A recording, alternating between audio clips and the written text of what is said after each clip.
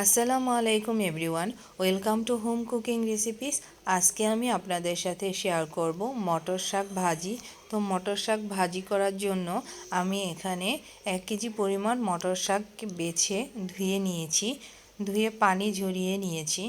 Viewers, এখন আমি মটর শাক রান্না করার জন্য চুলায় একটি প্যান বসিয়ে দিয়েছি। প্যানটা গরম হয়ে আসছে। এখন আমি এখানে দিয়ে দিব পরিমাণ মতো তেল।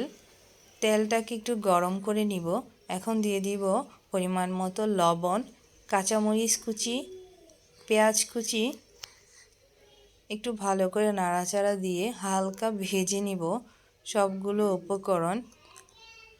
ভিউয়ার্স, আমার প্রায় ভাজা হয়ে আসছে। এখন আমি মটর শাকগুলোকে দিয়ে দিব। ভিউয়ার্স, আমি সব মটর শাকগুলোকে দিয়ে দিয়েছি। এখন আমি খুব ভালো করে একটু নাড়াচাড়া দিয়ে দিব।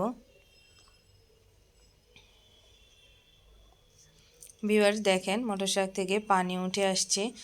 এ পর্যায়ে আমি প্রায় 5 থেকে 6 মিনিটের মধ্যে রান্না করে নিব।